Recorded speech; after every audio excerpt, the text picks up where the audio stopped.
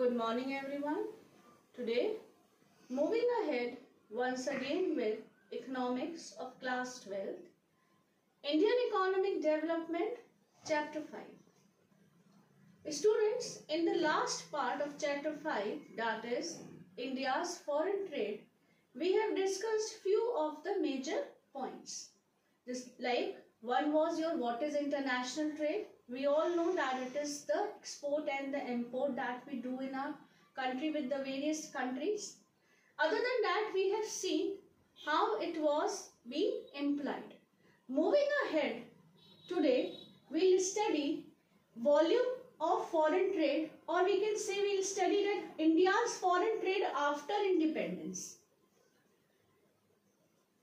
Taking into consideration the scenario of India's foreign trade after independence, it becomes essential to understand what was the condition before independence.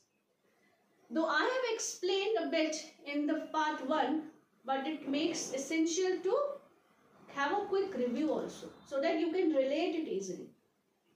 Students, before the independence, the trading was done.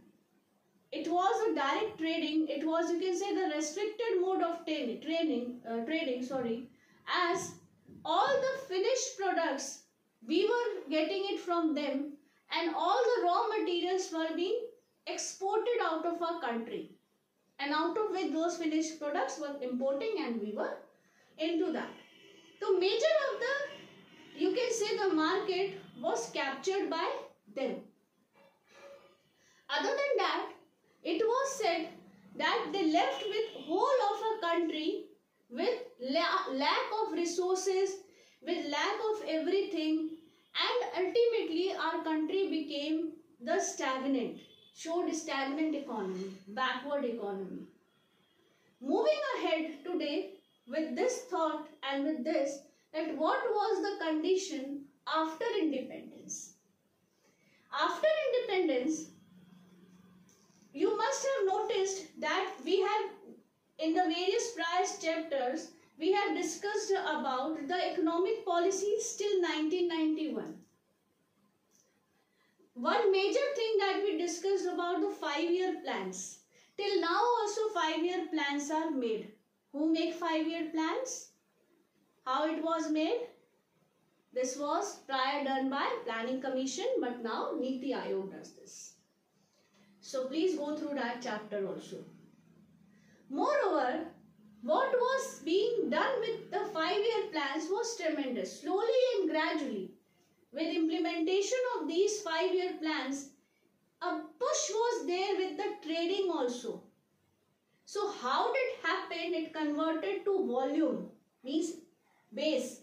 So volume of foreign trade, it increased considerably under 5-year plans. Now at the 13th 5-year plan, this record is still 12th 5-year plan. It rose from rupees 6760 crores to 2 crore 21 lakh 91,132 crore. That is a rise of near about 3,282 times. That is a big, tremendous amount, students. Commendable job did by our countries and had a great push towards the developing country now.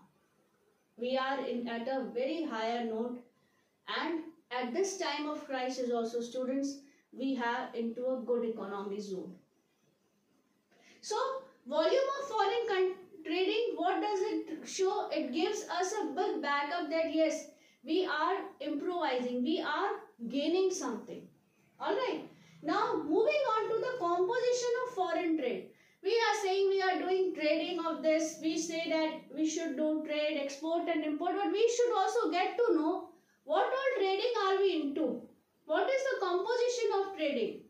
3 sectors are there in our country. Primary sector, secondary sector, tertiary sector. What contribution are there towards the trading? What kind of products are we into? So firstly, it need to be understand what does the composition of foreign trade means. It means refers to the items of export and import. Got it? With this we get 3 basic points of this. The very first point is your decline in the percentage share of agricultural products. See, we say that our country is an agricultural country.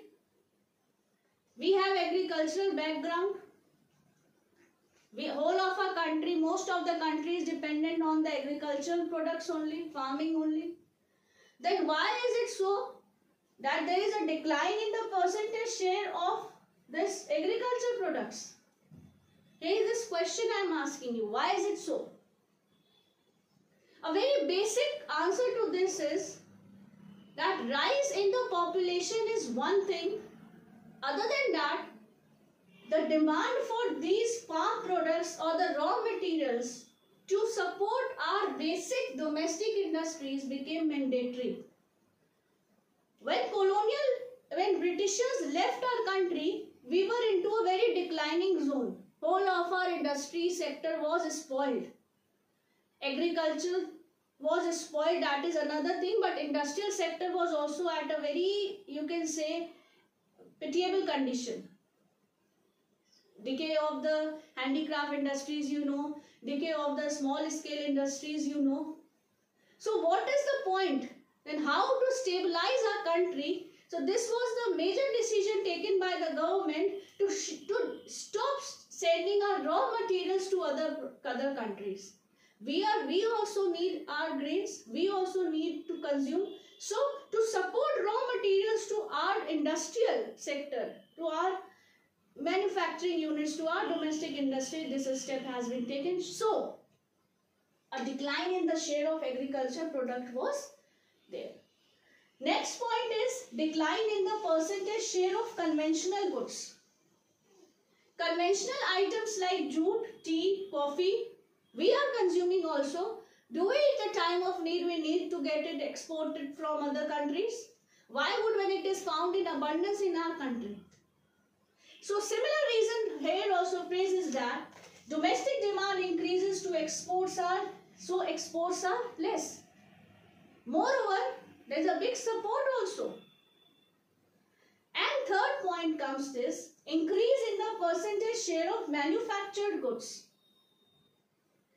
It is very nicely said that our country is rich in resources, but it is up to wisely decision taken that what to export and what not to. This was taken by considering as we stopped the exports of our raw material, we had limited export of our conventional goods. So better to increase with the percentage of those goods that are found in abundance, like gems, like minerals, like stones, like moreover precious metals. These are in abundance. So why not to improvise our reserves with this thing? So there was a great increase in the percentage share of manufactured goods. Presently, our country is sending gems and precious metals, machineries and vehicles too. So with these composition, and we understood the points that how it is being composed now, our trading, and with the understanding of volume of the foreign trade, I'll ask you one question here. What conclusion you would draw from this? If it is asked in your exams that what is being concluded with the present scenario of volume of the foreign trade and with the composition of foreign trade, what answer will you give? The answer is as simple as that with this, our country is no more static, no more stagnant economy. We are now in a good pace of economy and moving towards the developed country. Understood? So I think this much is clear. Here one more point is agrarian economy. This is need to understand because we are talking about agriculture and all those. A very one-line definition is that, explanation is that agrarian economy is one that depends on agriculture sector. Those economy where most of the people are working in the agriculture zone and farming and livestock farming. Livestock farming means your farming, cattle farming, your buffaloes and this All these farming is related to animals also. So this is known as livestock farming. Understood? Now one more concept, important concept here is 1991, a year of great divide. Year of divide or year of great divide means the same, but the point is said that why it is being said as it is a year of great divide. Students, again I'll make you recall that we have discussed policies before 1991, new economic policies. So one major important economic policies at that time was import substitution. A year of divide suggests that from there onwards, the export substitution came into existence. But before moving on to export and substitution, we'll understand what is inward strategy, looking strategy of substitute this trade strategy. We'll understand that. So students, a shift to the strategy of export promotion, that is why it was known as a year of great divide, 1991. And before 91, it was inward looking trade strategy. Understood? Now what was inward looking trade strategy? The very first point that it relied on the protection to domestic industry. Whole of the government was on the base of to protect, how to protect the Indian industry. What are the major things that one can do to protect Indian industry? The very first thing was that to protect them, the government took two major important steps. First, imposing of tariffs and imposing of quotas. What is imposing of tariffs? Students, tariffs are the duty on the imported commodities. As simple as that. If certain commodity that is being imported to our commodity, if they had to pay tax, heavy tax on it, automatically the prices of that commodity will increase, and while purchasing it, we have to pay more. And when similar commodity of our own domestic industry is available at lesser price, then why would we spend more? So ultimately it is the benefit of the domestic industry. And now when we talk about quota, it limits the import of few products. That till that limit only, till that quantity only, that product would be imported to our country. After that, no supply to our country would be there. So both these decisions, that is tariffs and quotas, both are essential to improvise the situation of domestic industry. That was a tough decision taken by the government, even smarter. Next was, it was done that the production of those goods which have been imported. Students, if they took a step that they started producing those goods that were being imported from other countries, started manufacturing those goods. So the reserves were being utilized in that. Ultimately, with this impact, what we get was foreign exchange was scarce. We have less of the foreign exchange left with us. And the government started utilizing this foreign reserve at a very economized note. Rather than generating it, they were using it very nicely, or you can say at a very lesser note.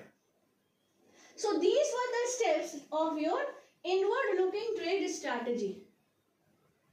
Moving ahead, tomorrow in the next part, we'll discuss with this along with your export substitution.